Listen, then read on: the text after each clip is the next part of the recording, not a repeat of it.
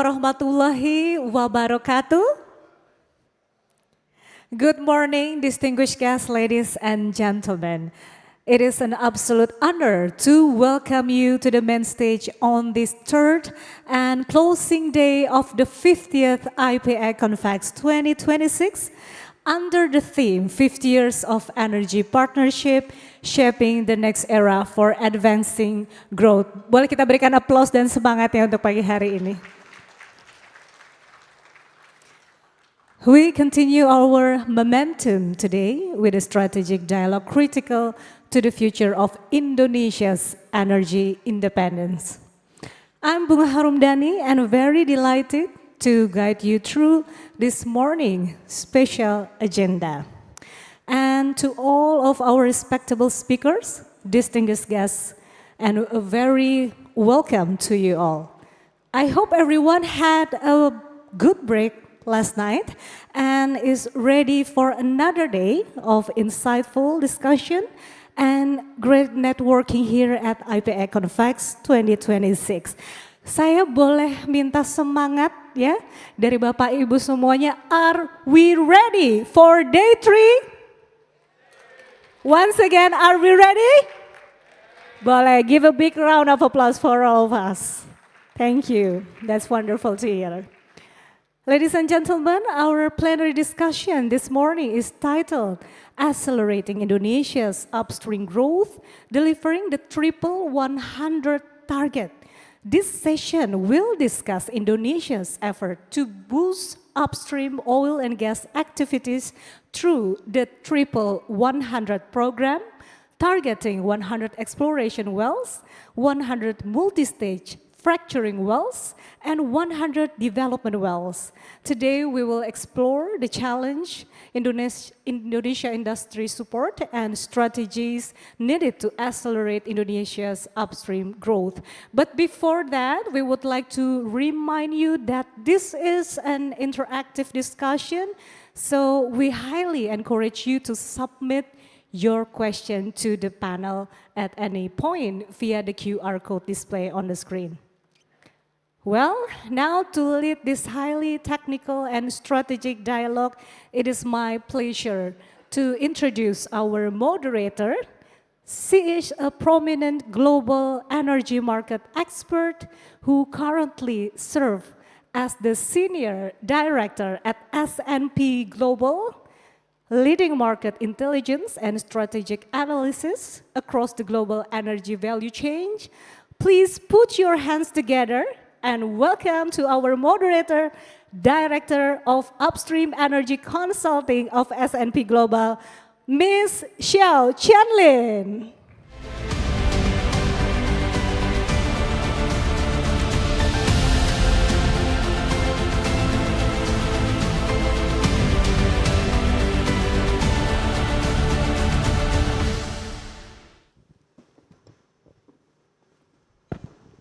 Thank you. Thank you, Madam Chairpersons, and a very good morning, ladies and gentlemen. Welcome to the IPA Convention Conference today.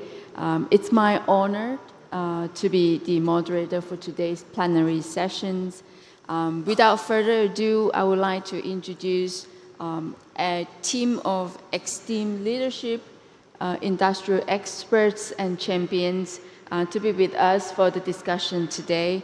To begin with, I would like to invite Pak Rikky, Rahmat, Firdaus. Please, if you can join us on the stage. Pak Rikky served as the Deputy of Exploration, Development and Working Area Management from Skk Migas. A round of applause, ladies and gentlemen. Thank you, Pak Rikky. Pak Rikky, as many of you might have known already, has a petroleum engineering background with him. He's previously served as the head of Field Development and Enhancement Oil Recovery Division, also with Skk Migas. So all the technical questions, I think I can direct it to Pak Rikky. It's not a problem at all. In his current role, he oversees Indonesia's upstream exploration activities and working area management, driving the efforts to unlock country's vast hydrocarbon potential, an extremely important and critical role, especially at today's environment. So thank you, Pak Rikky, for joining us today. Subsequently, I would like to also introduce you to our next distinguished guest, Pak George, Nicolas. Please come and join us. Pak George has experience of more than 20 years since 2004 in the upstream oil and gas industry, also with Skk Migas. He has specialties in regulations, formalities, logistics, and supply chain management. He delivers value by driving operational excellence, enhancing across stakeholders coordination, which is very key, and we can dive into that later in the discussion, how that will support the deliveries to the targets of triple hundreds today. Thank you, Pak George, for joining us today.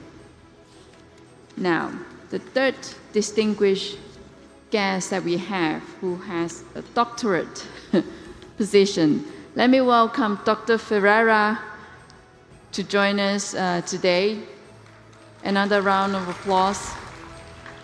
Dr. Firera has a degree in business management, very specialized in supply chain, strategy, business, and carbon management.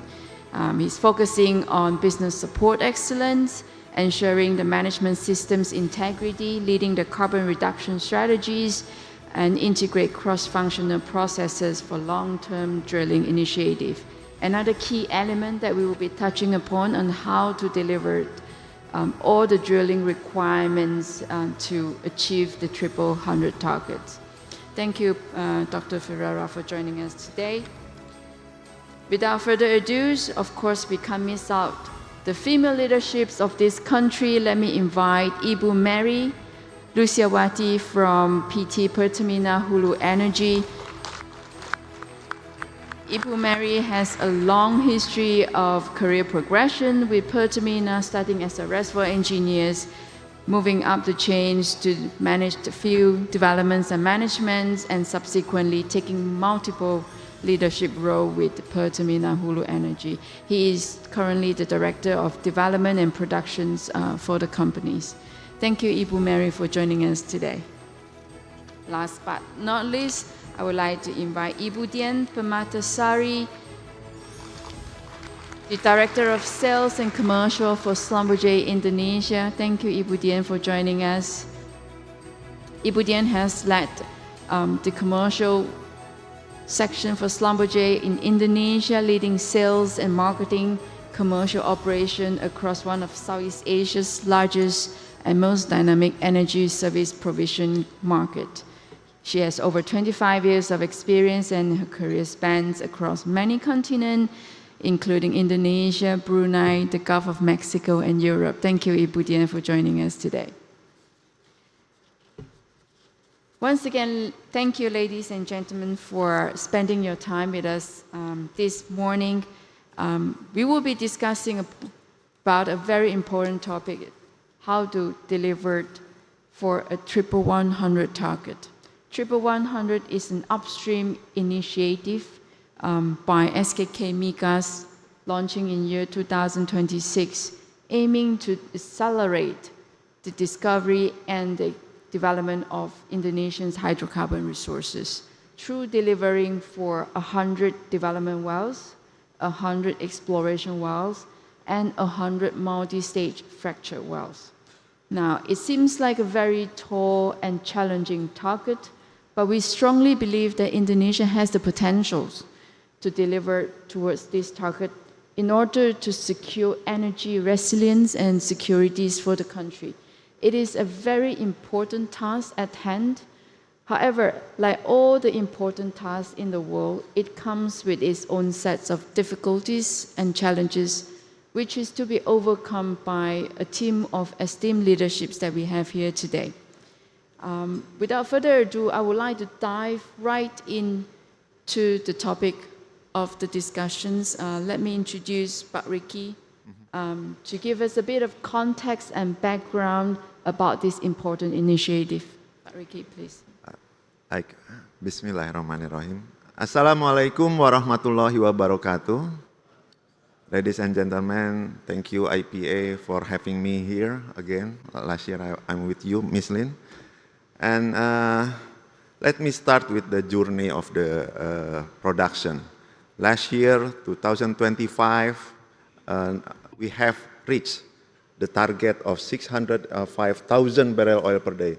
I would like to give appreciate for the all participants, and please big applause for us. In the year 2026, we will face a lot of the challenge, yeah. And of course, Skk Migas with the contractors do the work program and budget October, November, December 2025 to conclude the work program budget for 2026.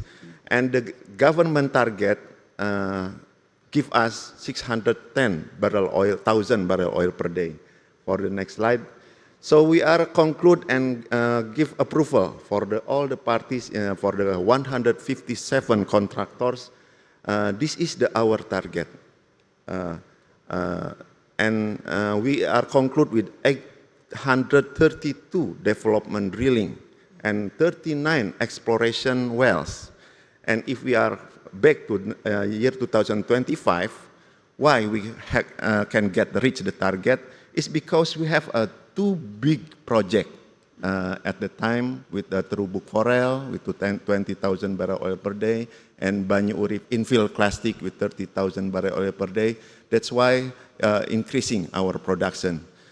In December, when we faced our leadership, Pak Joko Siswanto, he worried about in year 2026, we don't have such a privilege like the new project.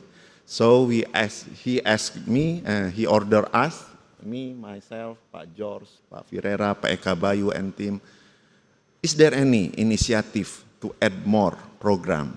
So at the time, in December 2026, our chairman give us the order to have a 100 exploration well, 100 initiative for the multi-stage fracturing, multi-layer fracturing, Ibu Dian.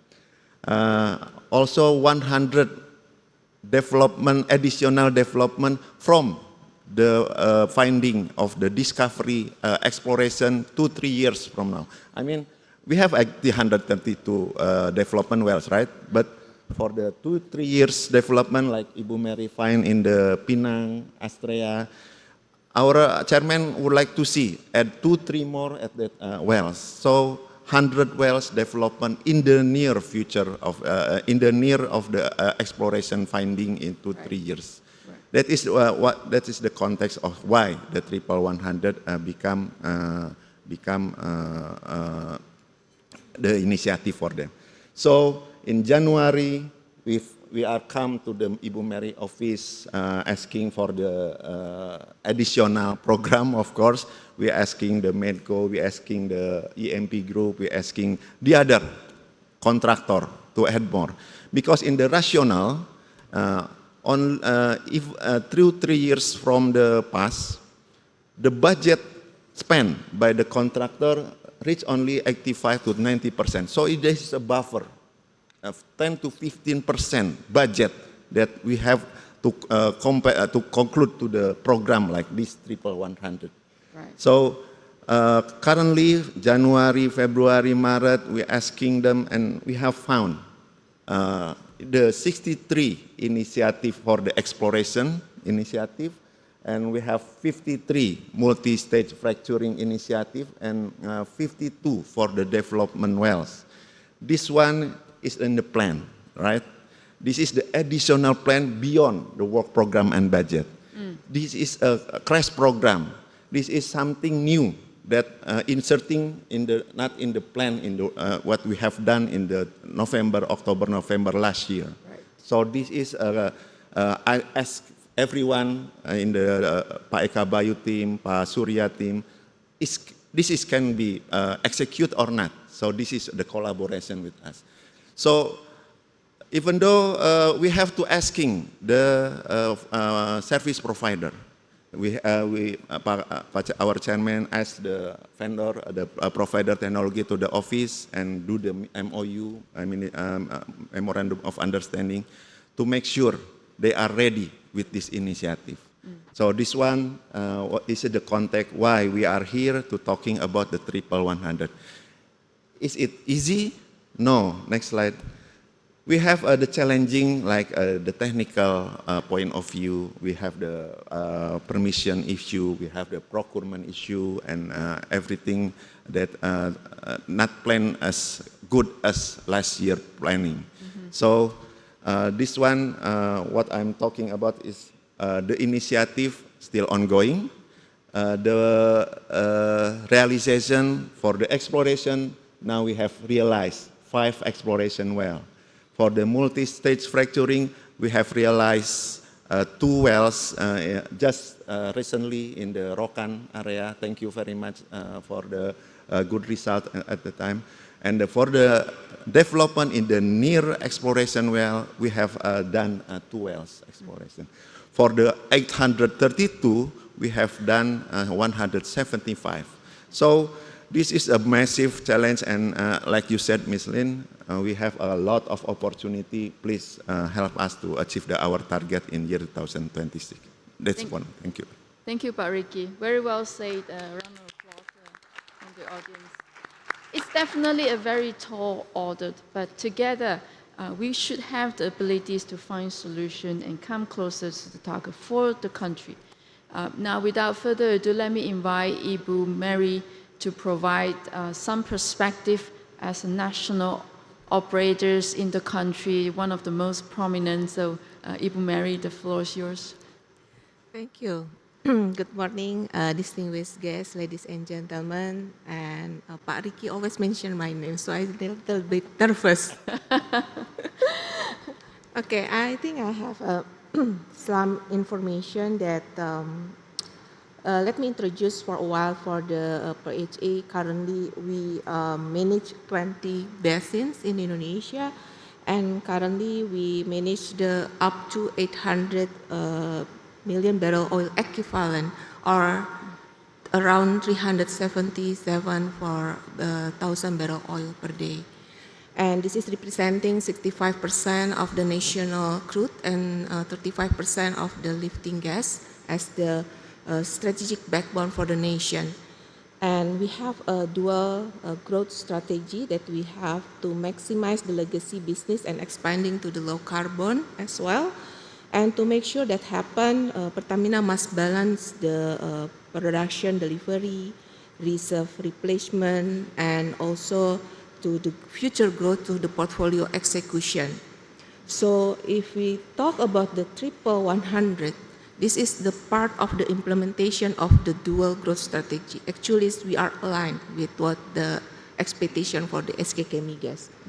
And in implementation of triple 100, we do the execution of exploration well, multi-stage fracturing, and also the development wells. And historically, the exploration in Pertamina Hulu Energy is about 20 wells per year in average. But today, this year, we will drill about 17 wells in domestic and 3 wells in the international asset, because we manage also the internal asset.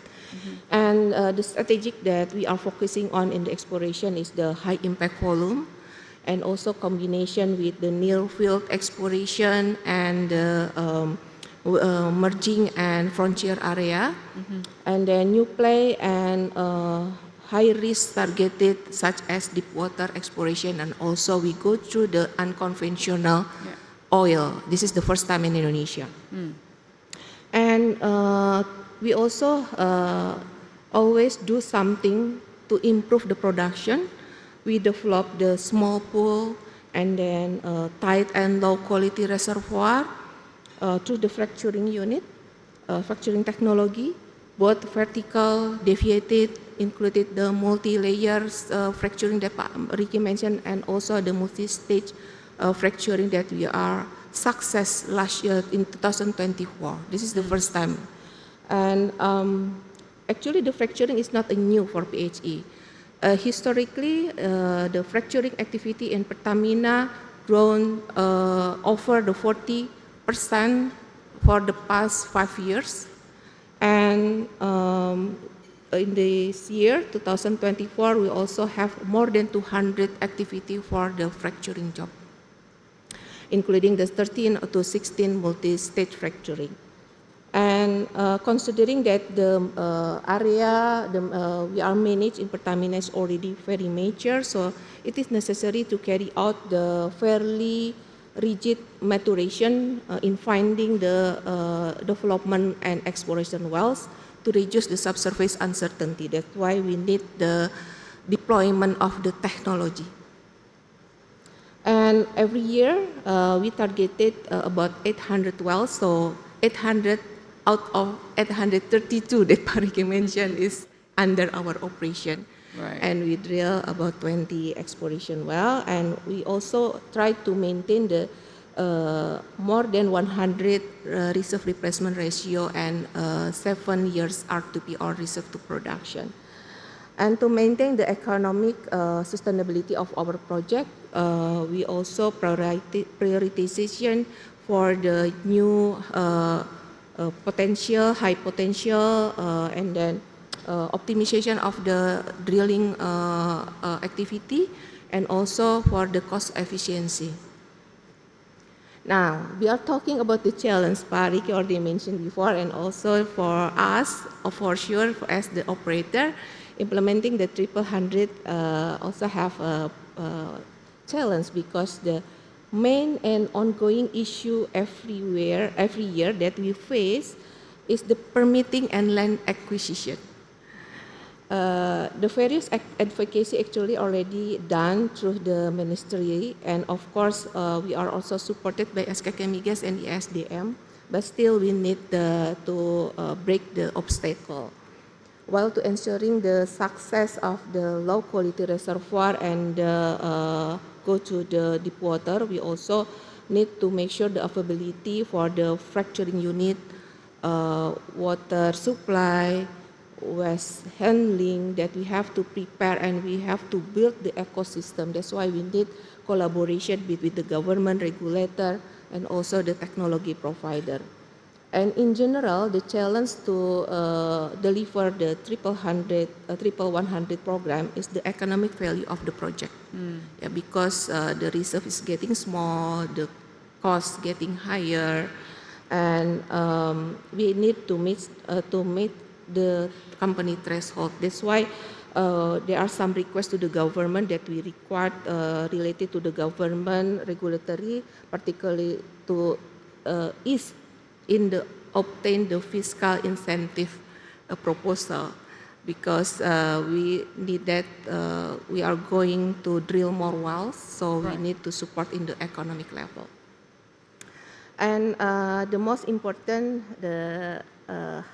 our asking to the technology provider to help us to close the technology gap and prepare the readiness for the service ecosystem. I think that's all that we need to support the Skk Migas program. Thank you. Thank you, Ibu Mery. A very comprehensive overview on what, as a national oil company for the country, is trying to achieve. Delivering 800 wells is no small matter. It comes with its own set of challenges. It's highly impressive, I must say. As Ibu Mery has already highlighted, there are several challenges, right? So that's why we have Pak George and Dr. Firera here with us today to talk about how those challenges can be overcome jointly together here. I would like to start with giving us a little bit of understanding on where we are pertaining to these ambitions. What are the key challenges? But Rikky, do you think that given where we stand against the 100 milestones, what are your insights, particularly on the development, exploration, well activities, and also fracking activities as well? What are the key updates that you might be able to share with the audience today? Okay, so from the standpoint of the current situation, the simultaneous processing for the permitting, like Ibu Mery mentioned, we are asking for the other entity of the environment. So processing environmental permit such as AMDAL, UKUPL, and location permit concurrently with technical preparation is parallel, something like that. And also with the task force held by our ministerial SDM, asking for the land environmental minister and the formality minister, yeah, Pak George can add more for the discussion. This is the key to help the contractor to do some preparation and some execution. So this is the progress that we are still looking, and we are even the top leader, such as Pak Joko Siswanto's hand carried all the permission to the minister. This one should be approved by the minister tomorrow, and then we can, something like that. Right. That is the example, what tone from the top leader carrying this, give a strong message to everyone that Indonesia present for the solve the problem. Right. Understood. Thanks, Pak Rikky. It's a very serious commitment that that the whole special task force is undertaking. It definitely needs a lot of support and collaboration across different agencies. So maybe the next one is to you, Pak George. From your perspective, we have heard from so many stakeholders here, land permitting is key for them to progress faster. Now, what are the key bottlenecks in land acquisition and permitting approval, in your opinions? Is there any special parts during the process that you think are the key bottlenecks that you might be able to share with us? All right. Thank you, Michelle. As you can see in the first slide, this is the answer. Next slide. So my answer is built upon 3 pillars. So this is the 3 pillars that we have to make in order to address the issue of the ongoing situation right now.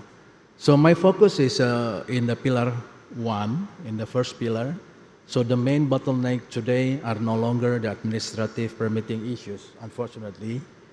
Significant process has already been achieved through the issuance of the government regulation number 28 of the year 2025, as you can see on the first box over there. So it is included the service level agreement, and also the digital integration through the online single submission, risk-based approach, or what we call OSS and RBA. Particularly, the system is managed by Ministry of BKPM, and also the AMDALnet is managed by the Ministry of Environment. So this is particularly all the things. Keep in the slide first, in the previous one, yeah. So this is the particularly we have in mind how to address the issue that Pak Rikky said, that Mery said just now. And then if we are moving to the next slide, so this is the heart and soul, I think.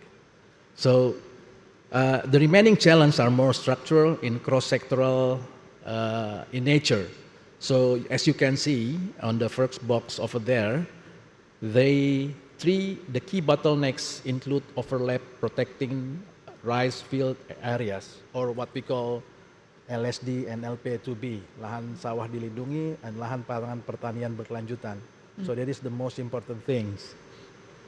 Last year, the Minister of ATR BPN issued a moratorium letter, which make us a little bit dizzy, especially for Pertamina. Is there any Pertamina here? Yeah, Bu Mery. No, in the audience. Make us a bit headache.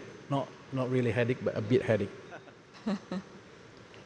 And second box, as you can see over there, is the land encroachment on the state oil and gas asset.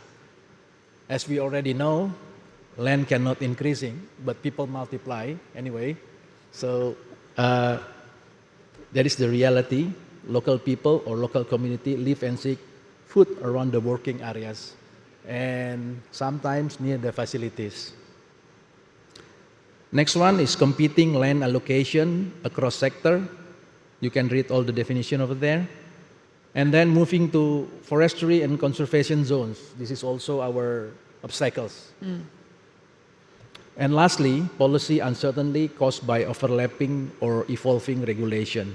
So in many cases, permitting cannot formally proceed until those overlap are resolved through coordination among multiple minister and agency.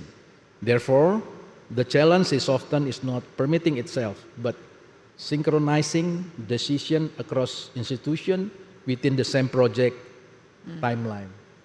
So, what is the $1 million question? Is what we need to do. So what we need to do is, as you can see on the bottom box over there, we need a stronger policy harmonization, definitely. Stronger policy harmonization. And integrated spatial planning, that is the most important thing. Share geospatial data among the minister to us, Skk Migas, and more effective interagency coordination mechanism that will be essential to improve certainly and as well as accelerate the project delivery.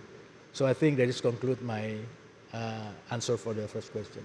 Thank you. Thank you. Thanks, Pak George. It's a really harsh reality that Pak George has painted for us there.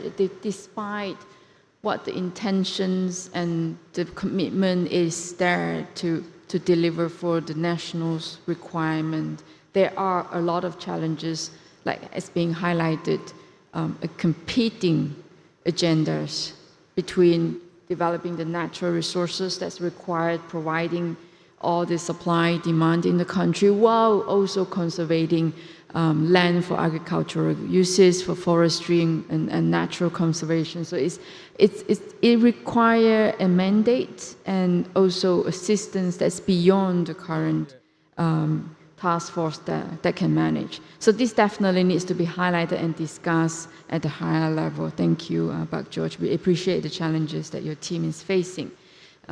Now, equally difficult is providing an ecosystem for supply chain that can deliver up to 100 wells of drilling in a year.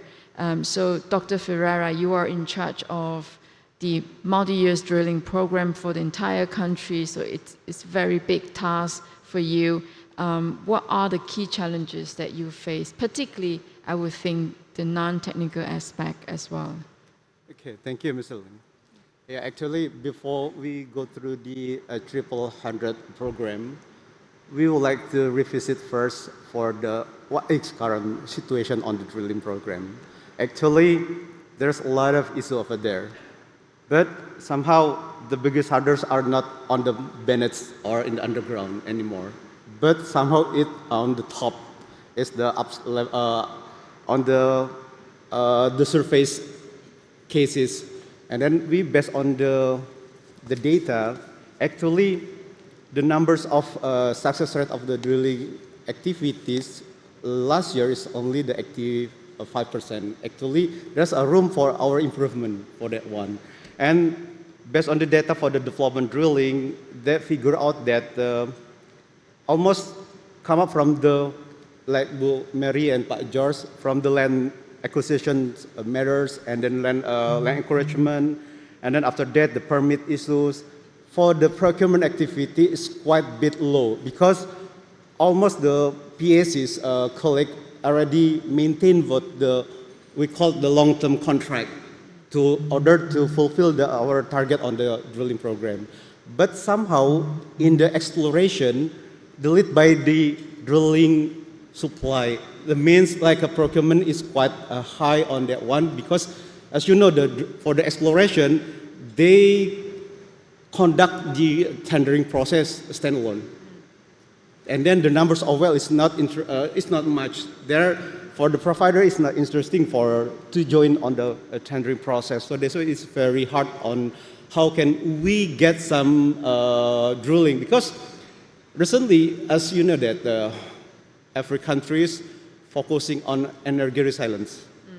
Especially in Indonesia, our presidents, our Astacita required for on how we can keep our energy and food still there in Indonesia. So that's why every country try to develop the activities on the drilling process, and then the requirement of the rig is very high. It's very good for that one. So that's why this is the something that we have to do. And for the exploration side, still the land matters is quite achieved, and then the permit as well.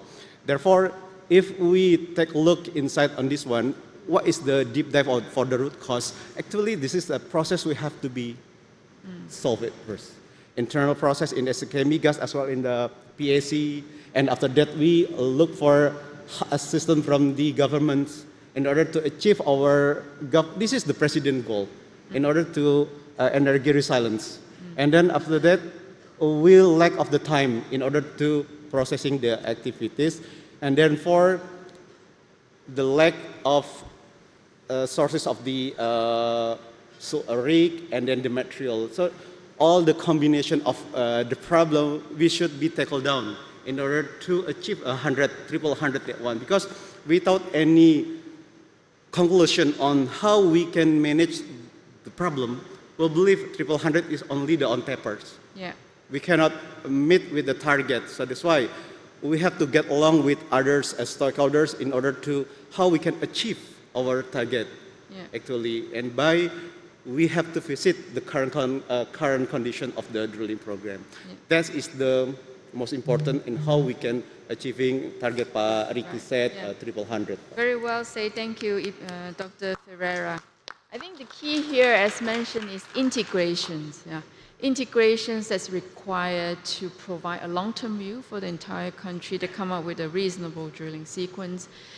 At the same time, providing enough flexibilities for adjustment for a shorter-term change like exploration uncertainties. Meanwhile, facing all these challenging in getting permits that might come with delays. So maintaining a long-term view requiring cross-agency, cross-companies integrations that needs constant update from time to time is no small task. I think there is a lot to be done there. We will come back to that shortly and how we can help you, Dr. Firera, to achieve this tall target. Now, last but not least, very important stakeholders here, Ibu Dian, who actually has to drill the well and deliver the service that's required to complete it. As a leading service provider globally, also in the country, is this multi-frac, 100 multi-frac wells, for example, or 100 exploration well, development well, achievable in your opinions? How does this, more importantly, compare to other markets globally and as well in the region? It's a very heavy question to be answered, especially in front of these ladies and gentlemen. As an overall, we believe that it is possible. However, it comes with a term, right? What is the term? Actually, the technicality, the technology that we have on the ground. I see there's Pak Afep here as well from PDSI as the rig provider, and also the other service company here, right? That in terms of capability, their capability is there.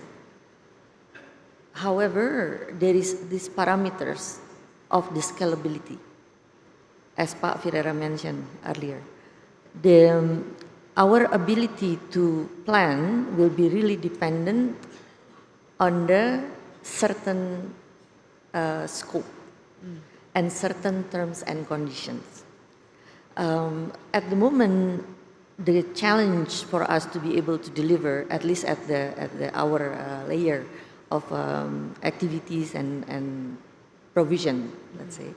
The first one is the operational challenges, because apart from what Pak George already mentioned very clearly regarding the the challenge on the permitting and land acquisition, etc., it actually changed the timeline.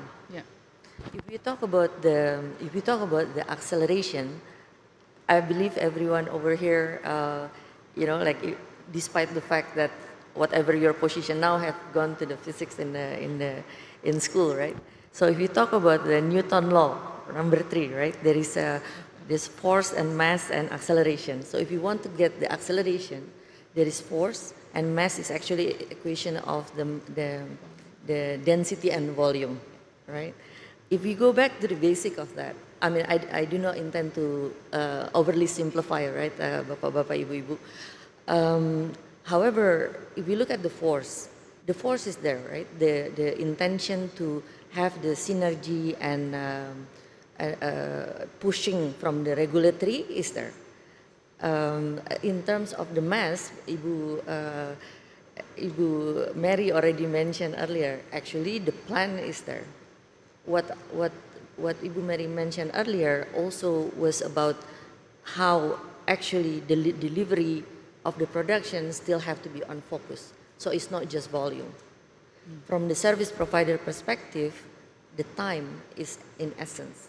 So the supply chain maturity is also a challenge. So the supply chain maturity, actually, just to clarify what Pak Firera mentioned earlier, it's not that service provider over here is not willing to participate when the scope is small. It's more about the term and condition, because sometimes the risk and reward regarding the commercial, coming from the commercial, is very important, right? Perhaps I'm sounding the voice as well from the market here regarding the uncapped liabilities and all this. Is becoming one of the challenges that many service provider will reconsider regarding the scope. And the timeline again, because planning versus execution will takes time. However, all of that, right, can be panned out. It's not impossible for panning it out, as long as everyone is actually working together and willing to have a fair discussion and between with all the stakeholders in this thing. So. Thank you, Ibu Dian. Very important remarks that has been highlighted here. Commercialities, right? The terms and conditions, as you have mentioned several times, over and over again. It applies across the board, not just for service providing sector, but as well as I think applies to Ibu Mery's sector as well on the upstream side. That the wells to be drilled needs to be commercially viable, and therefore you have highlighted the regulations. If there are challenging conditions to be set out, there needs to be special fiscal support coming from the government, which I think Pak Rikky's team is very invested on trying to provide helps across the board to all operators in the country. Now, having listened to all these challenges, we understand the gaps.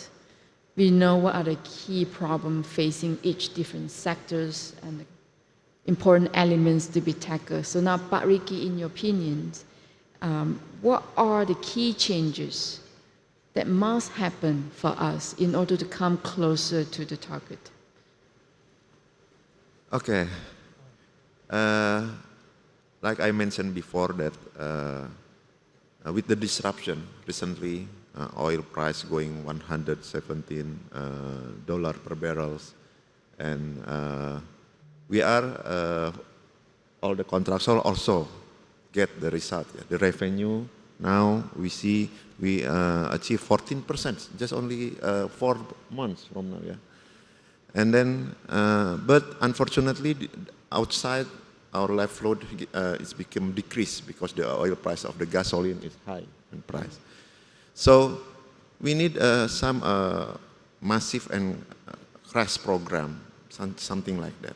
I think Pak George and Pak Firera has mentioned about we have to do the crisis task force, something like that, to make even though we are ready to see the subsurface first. Subsurface, a lot of challenge, like Ibu Dian mentioned, should be suitable with the technically inside, and then a good proposal for us, and the contractor agree with the FID, and then propose to Skk Migas to be approved, and then we approve the planning and the budget, and we deliver for the execution for Pak George and Pak Firera to make sure everything aligned with the process, and then come up with the permission. For the permission, Pak George always mentioned to everyone, for the contractor, prepare earlier with the abundance of the document, Pak. Yes. And then this one is become a crash program, because this one is a crash program. We need a discretion, something like that. Such a document maybe will be approved later. Will be provided for all the staff of the Mery to providing, but we need to execute now for the sake of the oil and production to be achieved and get this year, 2026. Right. This one is asking for us. We are not alone. We're helping by our minister, Pak Wamen also, and we're asking for the other ministerial to join this crash program. Pak George will edit this to make sure abundance of document to be ready is being part of the parallel situation with this current situation. Right. I think that is all we need for now for the oil and gas industry. Yeah, rightly so. But Rikky is highlighted that in the face of critical delivery mode, you need a crash force task team, and also early preparation is on everybody's to meet this demand together. Now, Pak George, your name is mentioned several times. Land permit, a very popular theme here. So, as already mentioned by Pak Rikky, parallel execution, early preparations, and you have highlighted in your slides earlier, there are multiple initiatives that has been adopted by your department to accelerate the process. And still, what is your opinion on the key delay that the team are still facing at the moment, and how can that be improved? Yes, thank you, Xiao. And the question that you are asking, land access and permitting remaining long items, the answer is yes. And the problem is still there. Because the key challenge today is not merely permit processing time, but the complexity of the land status, and like I mentioned before, the spatial overlapping, and also multi-agency coordination. So this is that we really need to address, and we are stressing this kind of thing, the multi-agency coordination. As we already know, several root causes are consistently encountered in the upstream project. These are include, if you can see in my slide, can anyone show my slide? The previous slide before. So there is 5 boxes over there. Oh, yeah. So this is the famous 5 boxes. So the slide shown right now, the first one is the protected rice field areas. So this is the most on the fundamental important thing, because in the 100 still, Pak Rikky, there is a LP2B, in Indonesian we say, and LSD. So the moratorium things, the latter, so we need to address this one. So what Pak Rikky say, we have a crash program, so we already have the task force in Minister of ESDM that lead by Pak Nanang Abdul Manaf. I'm also in the Pokja 6, the task force 6. I'm the secretary of that task force.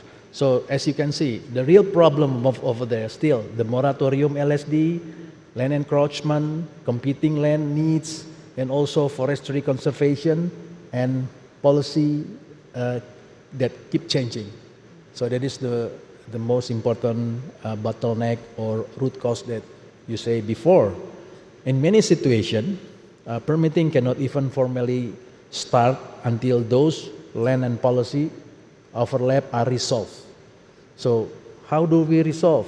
It's through technical review, and then area list process, of course, and interagency coordination. So again, the key success of the land acquisition is, or the permitting, is the interagency coordination. So if we have the interagency coordination meeting and task force meeting regularly, I think it is one of the solution that we are facing now.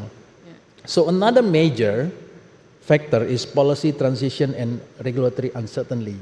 When the new policy are introduced, in interpretation differ across institution, of course.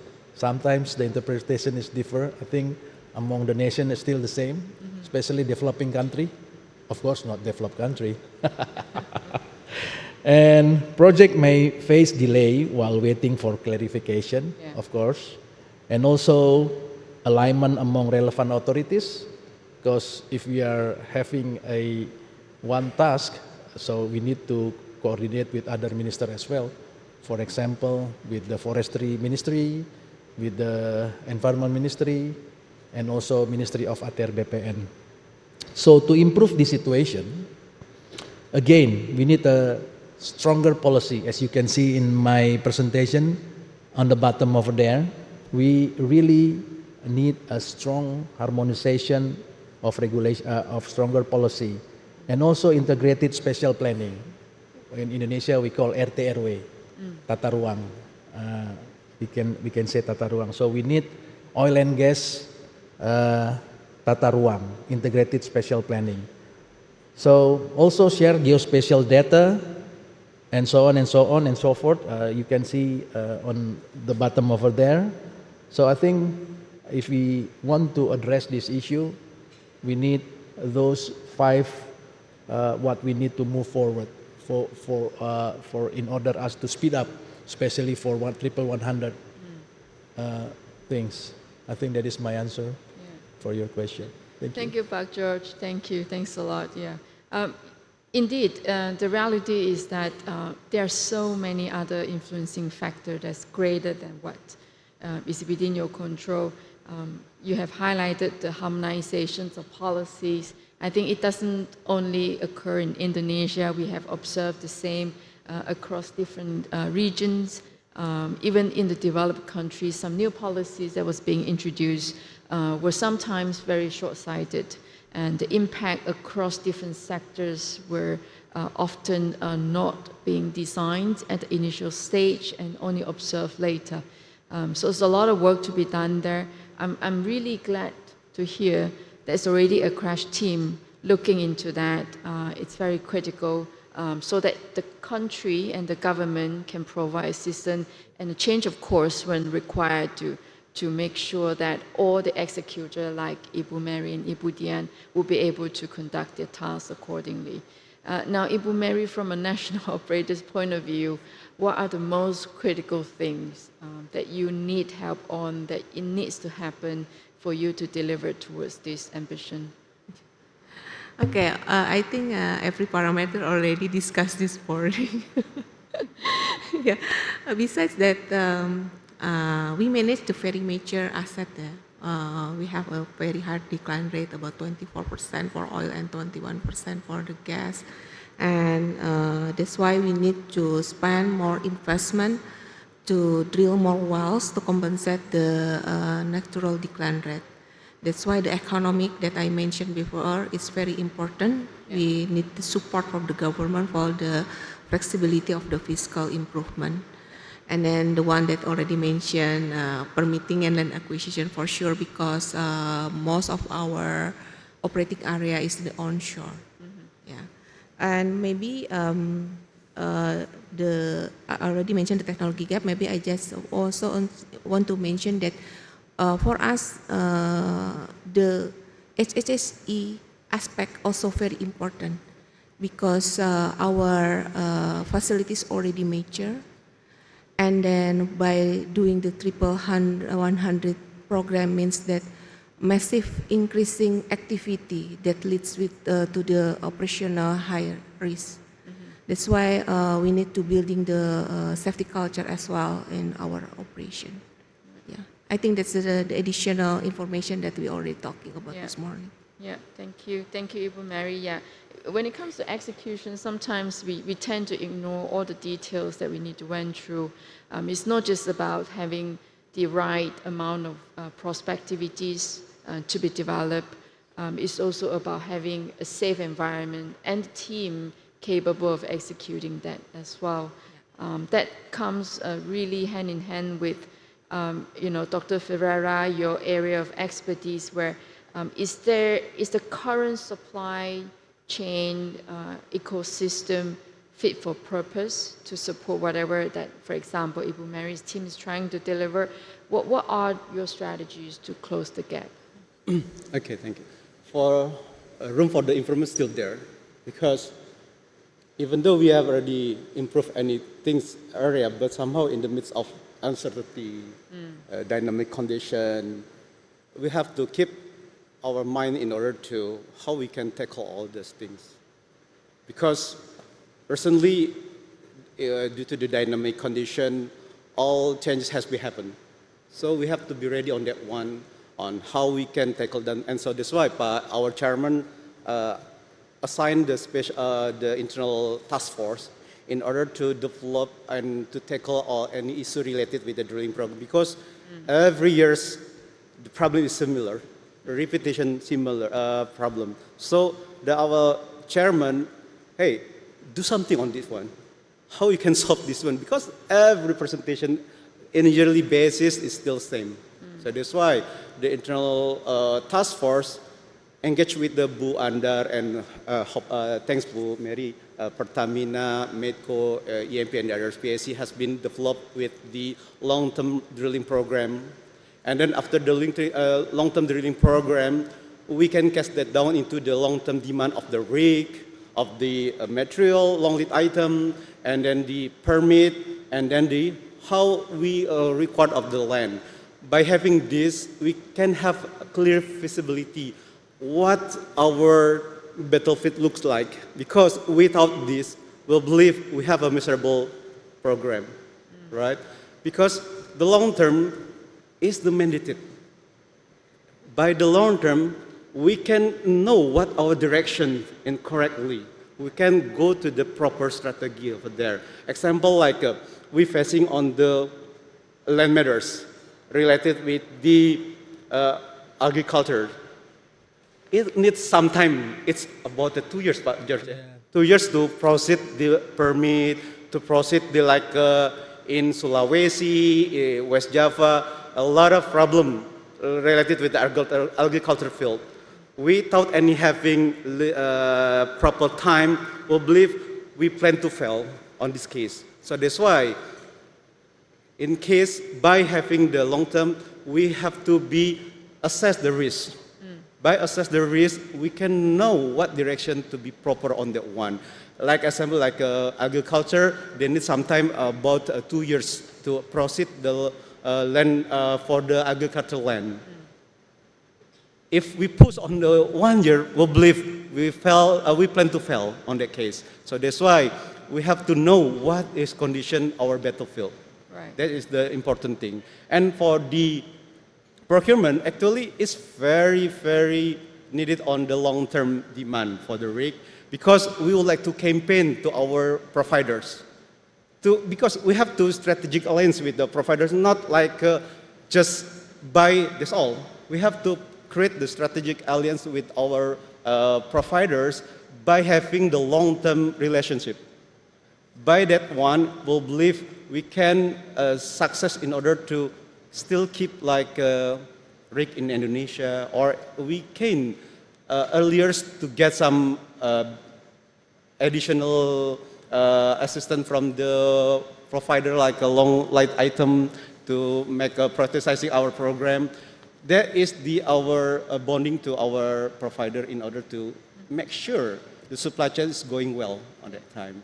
But somehow, yeah, as you know that in critical moment for every country try to drill as much as possible because the energy security, right?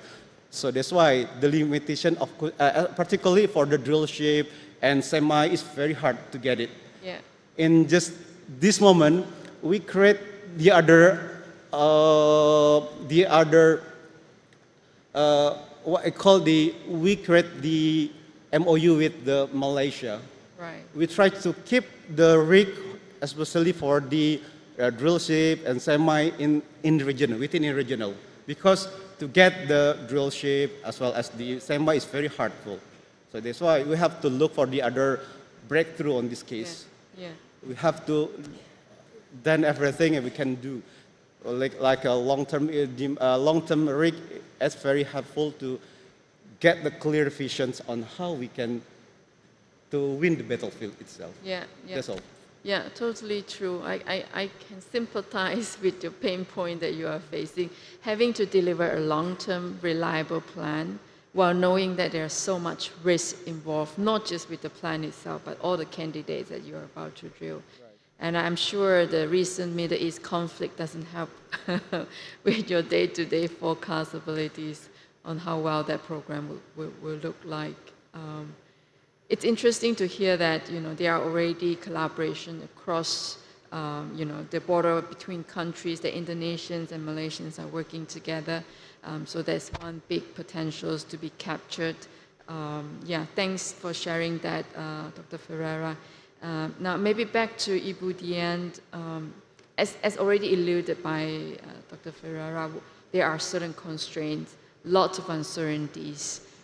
Difficult to secure services, particularly in the drilling world, when everybody wants to drill, right, given the high price. So, Ibu Dian, what is your view on the major constraints, the key choke points in Indonesia at the moment? So, yeah, thank you for the question. Then. So, I think in summary, if we would like to line it up from the service or technology company perspective, right? We have been here for 95 years, so we have go through the ups and downs of the country. And actually, in the past several years, this year, the regulatory put really high ambition on what they intend to do. I think it was rolled out before the geopolitical situation, in a way. So, in summary, I think the first one is on the capacity, as Pak Firera mentioned. When we talk about the capacity, what we have in the country may or may not be sufficient. However, for us to be able to ramp up from our side, the transparency of the timeline is very important, right? Obviously, there will always be cases like what we are having right now, whereby because of the rig situation, then all our services that come along also shifted, and everything was becoming domino effect thereafter. The second one, regarding for us to be able to actually really deliver is on the capability. Capability, number one, on the resources, personnel. Indonesia have lots of talents. Our company, ourselves, have 600 Indonesian outside, right? And probably amongst everyone here, we have more of Indonesian deployed internationally, and actually gaining the experience to actually, so that when they get back, they can actually share the part that earlier mentioned by Pak Rikky and also Pak George regarding the integrated planning. Because the integrated planning can only be done if it's not only happen at the higher level, but also at the operational level. Bottom up. Right, yeah. So it needs to be an integrated planning, and then the third one is on the acceleration of design. in the discussion earlier, we were saying about how we can improve, and actually, Pak George put at the bottom of the presentation regarding the digital, right?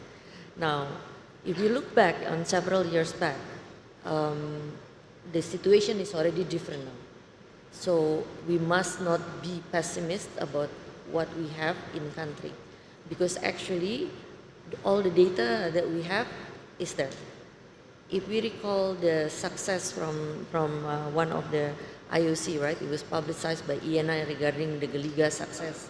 The data that we have is actually from 26 years ago, right? So, but because we have we reprocess the data with the new what we have in the industry, then we managed to, in the end, deliver the successful exploration well.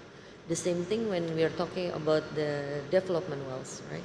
So the acceleration that can be taken by the digital injection and assessment is very significant.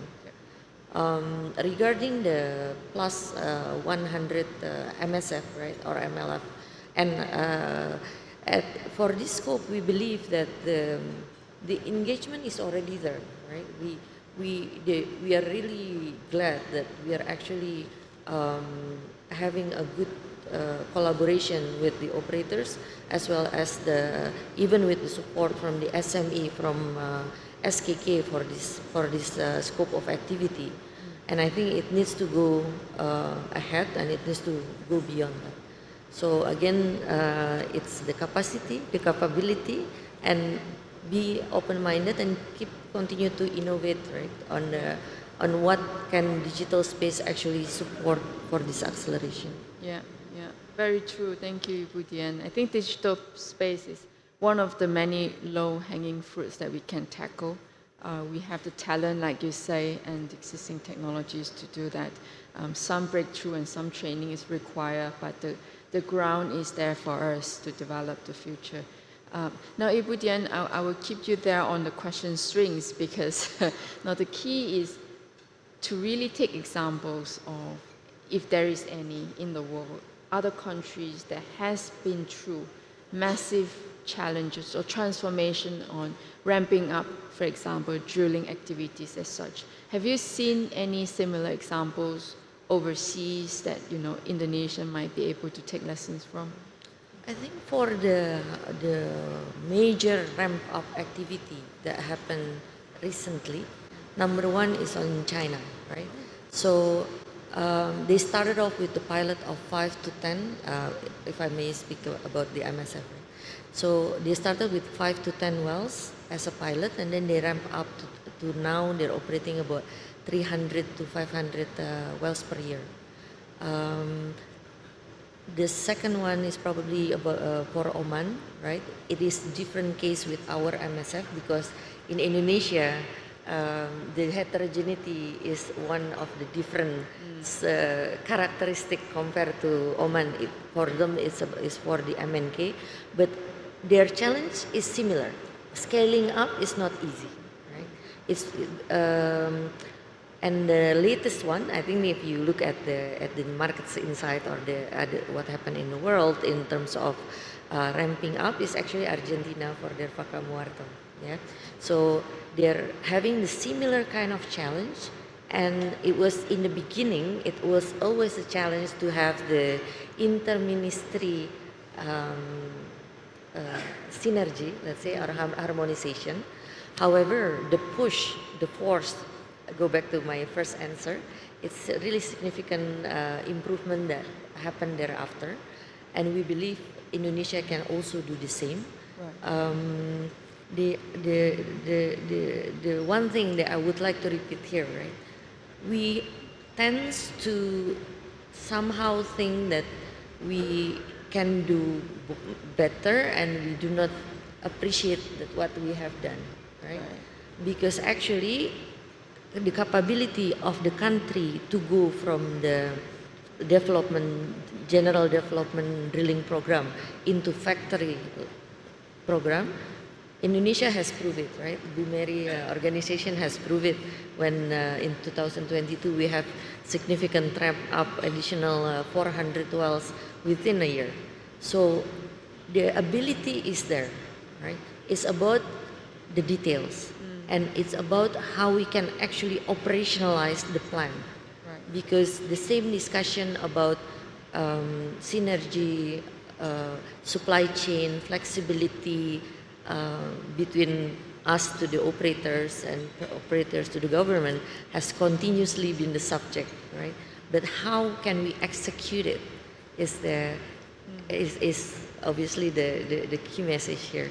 And from SLB, we are fully aligned. We are supporting the country as we can, and we believe the fit to purpose solution will actually take probably time. However, with the portfolio that we have, we will be able to support as much as we can. Right. Thank you, Ibu Dian. Yeah, indeed. It's very rightly put out there that there are so many examples overseas, like you mentioned China, Oman, Argentina. It can be done, and we have done it. We did it in the past, like you mentioned, with Ibu Mery's team. Right? So I think the key to the solution here is how we translate these possibilities into execution, focusing on the details.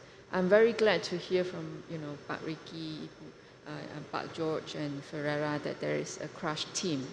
Now I'm very interested. My last question is about this crush team.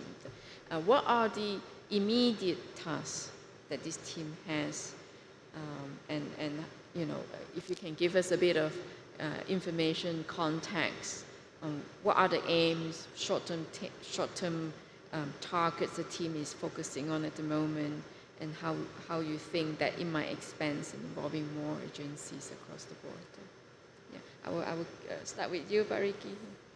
Okay, I'll go back to the context. The context is we need additional oil production or gas production immediately.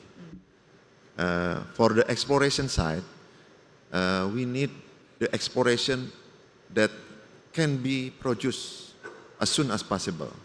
So Ibu Mery mentioned that infrastructure lead exploration. I mean the facilities there, and we saw the opportunity with our team Skk Migas. There is, sorry Ibu Mery, there is a 60 lead prospect around the facility, 10 kilometers nearest the facility. So we thought that this opportunity to be maturing, to be a drillable prospect, to be executed by the contractor, to be as soon as possible.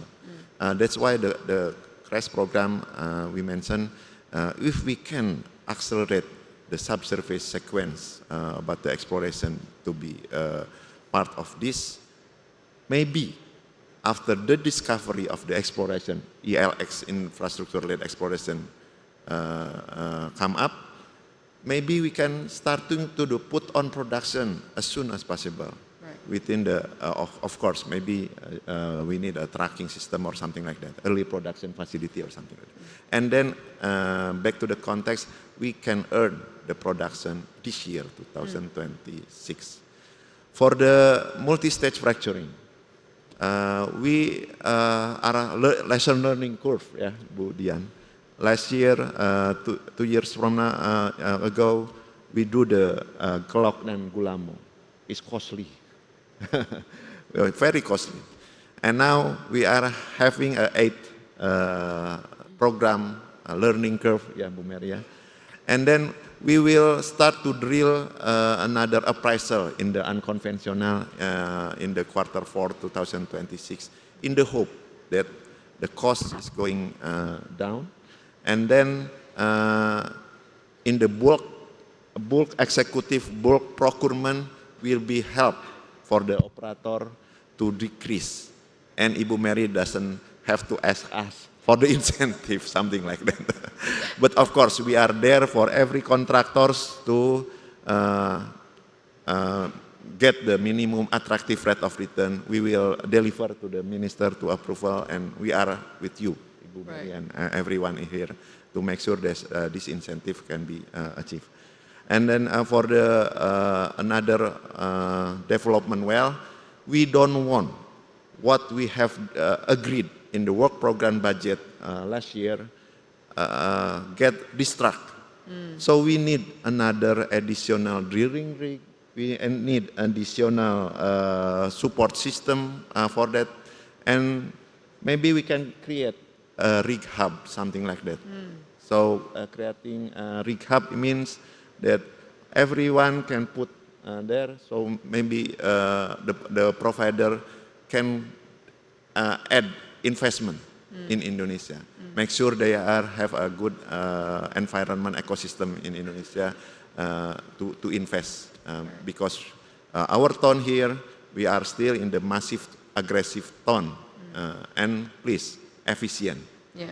That is the what I would like to say in the closer target to achieve in this. Yeah, so efficiency is the key, yeah, and creating a hub where it jives with the integration that has been highlighted by Dr. Firera, transparency of data by Ibu Dian. So that's very good to hear.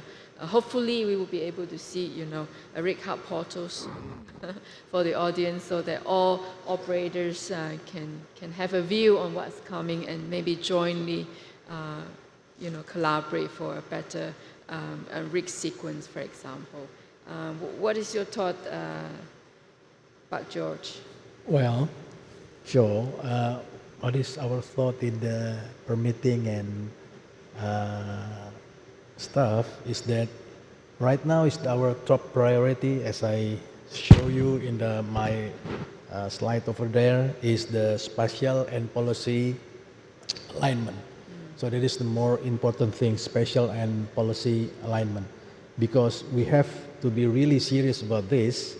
These are the factor most likely to prevent the project, for example, the 100 from entering the formal permitting stage. So we need that kind of stuff, spatial and policy alignment.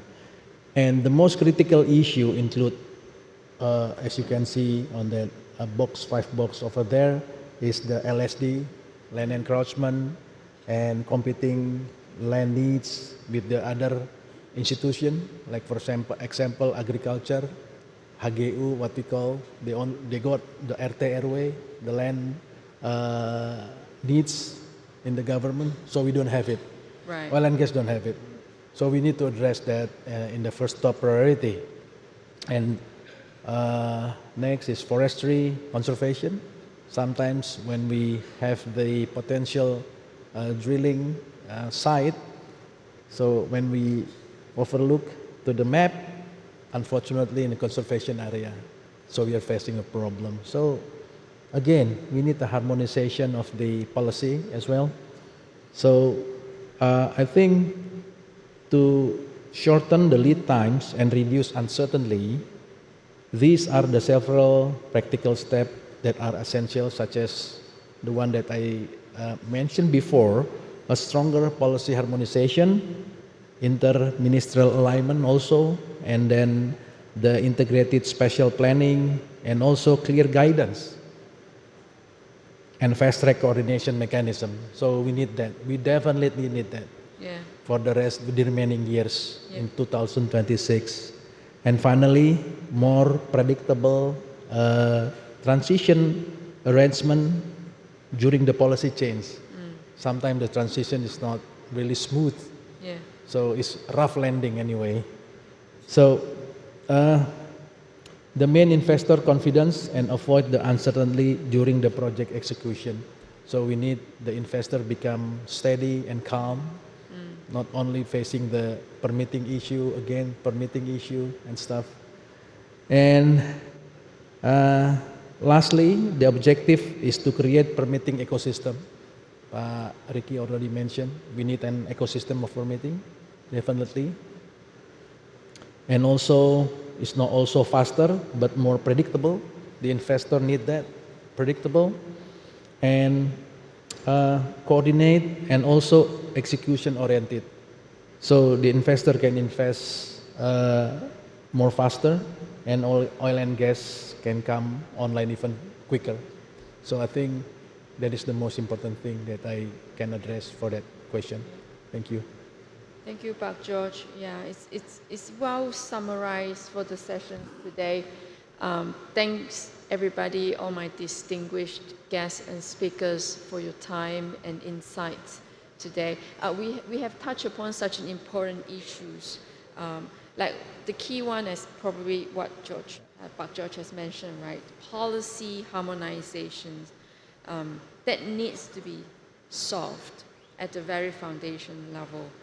So that it can give rise to all the other possibilities, for example, parallel permit approvals, and then that would bottleneck subsequently for all the future drilling activities, like Ibu Mery's and Dr. Firera's department will naturally be much smoother.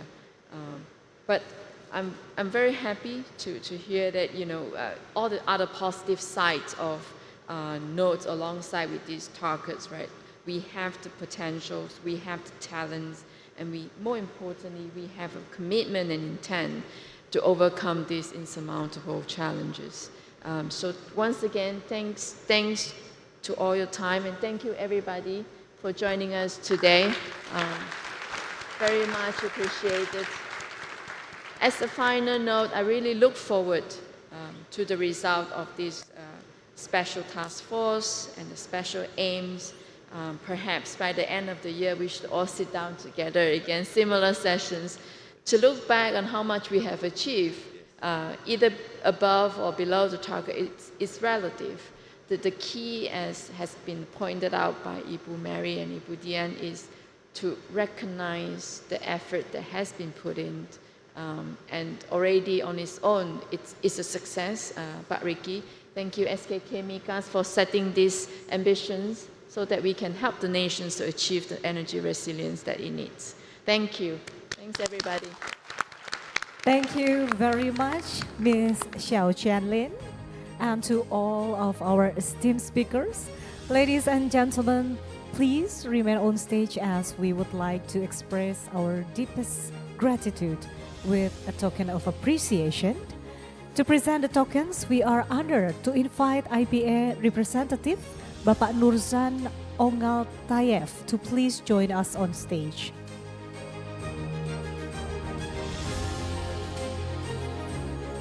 This session has provided a profound look back at our nation's remarkable energy journey over the past 5 decades, and we will continue to shape Indonesia's secure energy future for generations to come.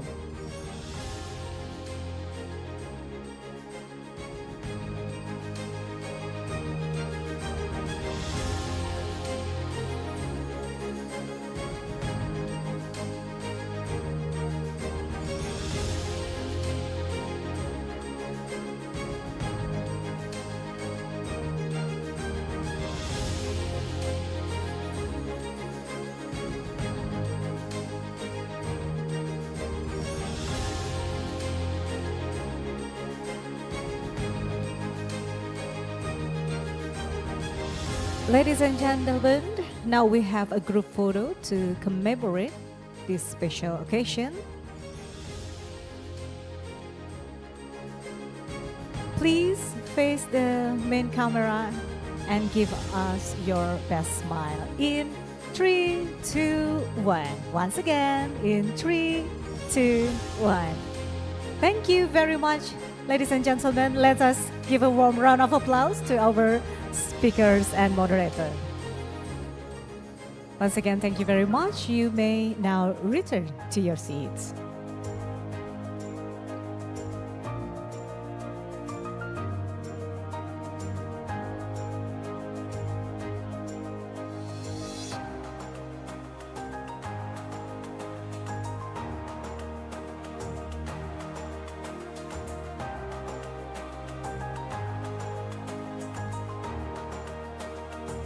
Distinguished guests, ladies and gentlemen, this successfully concludes our Skk Migas plenary session on day 3 We hope the concrete solutions and synergies mapped out today pave the way for accelerating our upstream growth.